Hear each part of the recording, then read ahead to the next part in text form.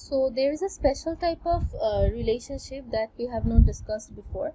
So far we looked at relationship that exists between different entity types.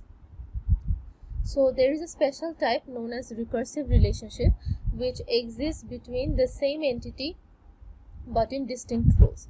For example, if you consider the relationship of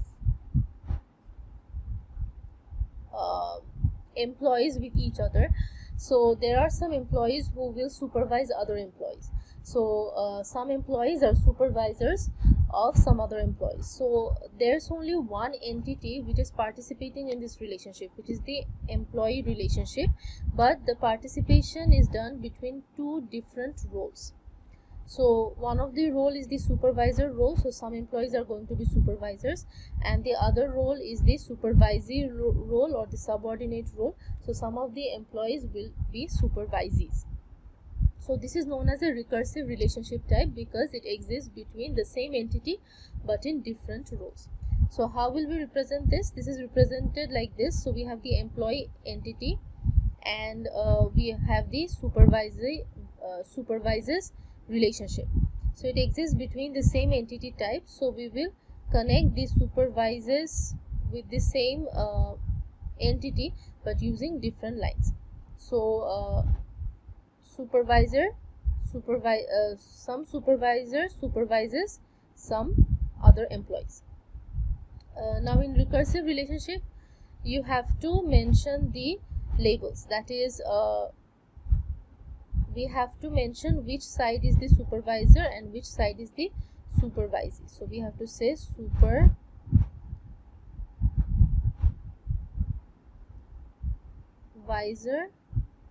and supervisee.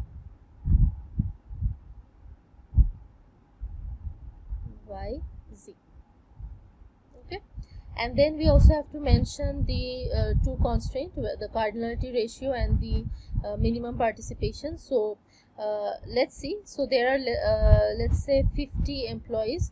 All employees are obviously not going to be supervisors, therefore a single line. And some employees, let's say there are 5 supervisors, so 45 of them are not supervisors, so all of them are not supervisors, that's why it's a single line. And let's say there are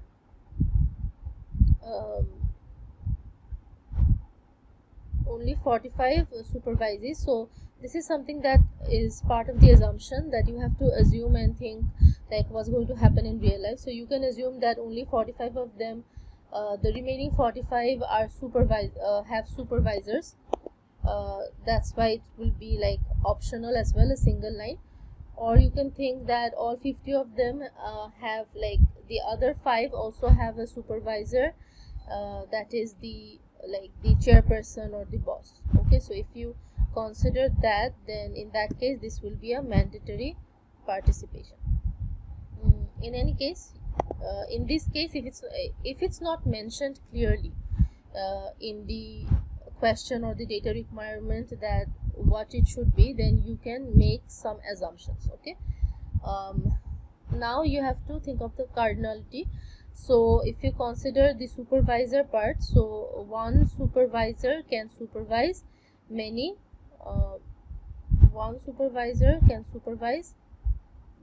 employees at the same time, but one employee can only be supervised by a single supervisor. Therefore the maximum participation in the supervisor side would be 1, and the maximum participation in the supervisee side would be n. Okay, so this is how it's working. 1:n.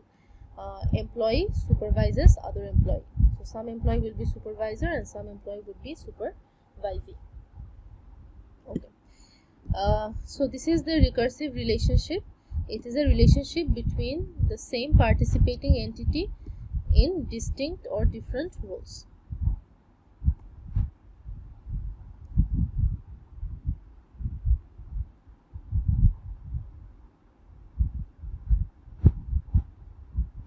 Okay, so another type of entity that we have not discussed is known as weak entity. Okay, weak entity. Now what does this mean? um, we already have, if you remember, we know what is a key attribute, right? So all entities usually have at least one attribute which is going to be unique. So this one attribute actually helps identify between different entities. So for instance, if you consider students, so a lot of students have the same name, a lot of students have the same CGPA. So the key attribute that is used to identify each single student is their student ID. Sometimes it can be somebody's national ID, sometimes it can be someone's email address, right? So you can identify a single entity in an entity type using key attributes. But there can be some entity types which do not have a key attribute, which do not have any attributes that can be unique for different entities. So entity types that do not have key attributes are known as weak entity types. Okay, weak entity types are actually represented using a double rectangle box. Okay, for instance, in our example, in our office example, let's say we want to keep track of all the dependents, that is financially dependents of all employees. A lot of companies might want to keep track of that, so that in case of any issues, let's say in case of any death or any medical emergency, medical causes, the company can actually help the employee or can help the dependents of the employee. So a lot of companies keep track of the employees' dependents as well. So dependents means people who are financially dependent on the employees, such as an employee's child or children. So let's say we have an entity which is a dependent. So normally in dependent's case, we will have dependent's name, right? We will have their name, we will have their let's say birth date, we might have their gender, right? But we do not have anything. Let's say a lot of children can have the same name, a lot of them can have the same birth date, a lot of them obviously will have the same gender. So none of these can actually be unique for any children. So we cannot identify any children using any of this. That means none of these attributes can become key attributes. Okay, so if none of these can be key attributes, how do we identify? Let's say we have in our database we have 50 employees, and let's say we have 87 dependents, 87 children. So how do we identify which child belongs to which employee? We need to identify that. That's why we are keeping track, right? Also, a lot of the children do not have, let's say they are below the age of 18, so they do not have national ID. So basically they have no identifying information. So how do we keep track of such dependents? For that case, we have to make this entity a weak entity, because this weak entities are entities that do not have any key attribute. So as you can see, none of these three attributes can become key attributes. That's why dependent is a weak entity. Okay, so if something is a weak entity, we still need to identify each child individually. So let's say we have employee 1 who has two child, A and C. Their name is A and C. And we have employee 2 who has, let's say, 3 child. One of them is A, one of them is B, and one of them is D. Okay, and we have, let's say, employee 3 who has 1 child, and their name is C. Okay, so as we can see, the same name can be repeated again and again. Okay, so now we have to identify each dependent. So how do we identify the dependents? We have to have an identifying relationship. Okay, an identifying relationship. Identifying relationships are shown in double diamond box. So normal relationships are a single diamond box, and identifying relationships are double diamond box.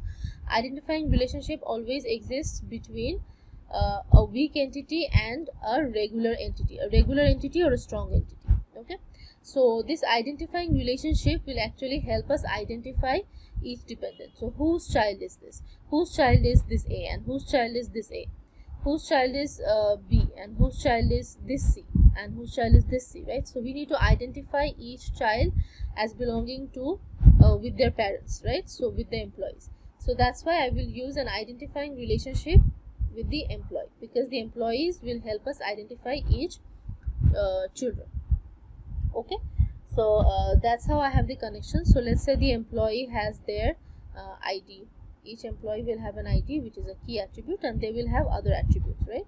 Employees will have other attributes. So one of the key attribute is ID. So I will identify, let's say the IDs are E1, E2 and E3, and I identify each employee using this. But the dependents or the children do not have any ID, so they have names. Okay, now that's why I will have an identifying relationship with the parent, with the employee. So in our example, this is a dependent and employee, that's why our identifying relationship is with the employee. But in a different example, the weak entity can be something else, and therefore the identifying relationship and the strong entity it's identified by can also be something else. Okay, so this is just an example for in the office scenario. So the identifying relationship will also have a cardinality, right? So one employee can have many children, and let's say, so one employee can have many children, right? One or more children, but now you can consider that you will track the children based on only one parent.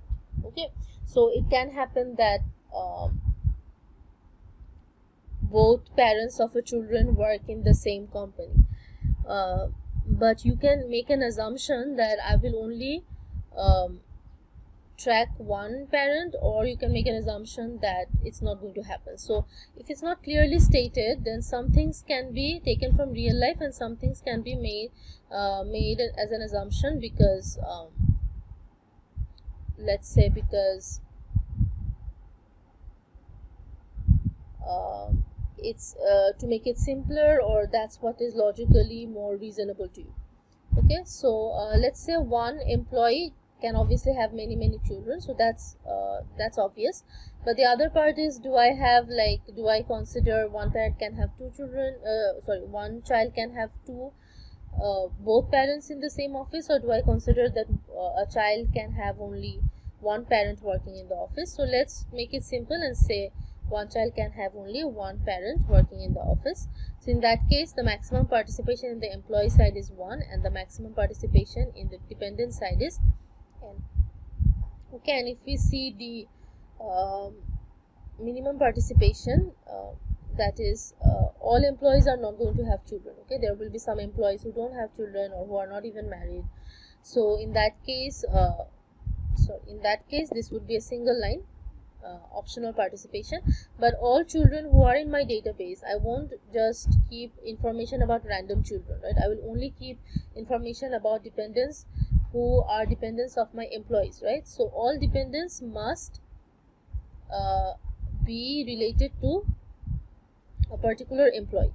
So that's why this would be a mandatory participation. Okay, and this employee,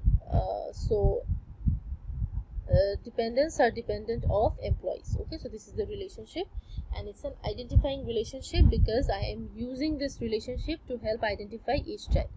Okay, so whenever there's this case, there's another type of special attribute that you have to remember, which is known as so this attribute is underlined using a dashed line. Sorry. So key attributes are normally underlined using a solid line. So there can be some attributes underlined using a dashed line. So what does this mean? This is a partial key. Okay, this is known as a partial key. What does a partial key do? Partial key by itself cannot be unique. Okay, obviously we can see that the name cannot be unique because a lot of children are going to have the same name. But a partial key, if they are combined with the identifying entities key, then it can become unique. For instance, if I want to identify the children of each employee, then I can combine the employee's key attribute with the partial key of dependence, and then I can identify. If I combine or concatenate, now my new key is E1A. Okay, so my key for dependence, one of the dependents is E1A. So now I know that E1A is the A child of employee E1. Then I can have E1C. I can have E2A, right? I can have E2A. Now I can differentiate between the two A's by concatenating the identifying entities identifying entities key attribute with the partial key, which is the name of the dependent. Okay, so this is the partial key. By combining the partial key with the key attribute of the identifying entity, I can get a unique value. I will get a unique value. So E1A will never be repeated for any other children, right? So the other A children will be known as E2A. If there was like a E10 whose child's name is also A, it would be E10A, and so on, because the ID of all employees will be unique. Okay, so these are like the basic concepts of an ER diagram. There has been a lot of concepts so far. So what are we going to do? We will take a look at the office example in total, and we will in the next video we will solve the office example to give us a complete ER diagram and see how it works. Okay, so just to give you a small recap. Okay, one thing that I have not mentioned is that some like we saw that entities have attributes. There can be that some relationship types can also have attributes. For instance, let's say we have a relationship between let's say student and course. So we can have an attribute here which is grade. Okay, so this attribute is an attribute of the relationship. It's not an attribute of the course, it's not an attribute of the student. Why? Because if I say that student, let's say S1, if I put grade here, then imagine this is a table, student table, and student S1 is here. Okay, and I have a grade column. If I write A here, I cannot actually say which course the student got an A in, right? So the A is not actually the student's attribute, because the student will enroll in so many different courses, and so they will get different grades in different courses, right? So it's not the student's attribute. Similarly, I cannot put grade here, because the grade is also not a course's attribute, because the same course is going to be learned by many different students. So all different students are going to get different grades in the same course. So the grade is not the course's attribute as well. So CSE 110 does not have a one grade attribute, because that grade does not define the course. Okay, because different students are going to get different grades in the course. Similarly, you as a student don't have a grade attribute, because you know, a single grade is not going to cannot describe you, right? Cannot describe you, because the grade will also depend on the course, right? Which course you got that grade in. So this grade attribute will be the relationships attribute, because when a student enrolls in a course, that's when they get the grade, right? So the student and course, when they are combined together, that's when the grade is actually when you form a relationship between the student and course, only then you get a grade. If there is no relationship between course and student, you won't get any grade, right? So this attribute is the attribute of the relationship and not of the entity. So there can be many attributes of the relationships as well. Not always, but sometimes some relationships will have attributes.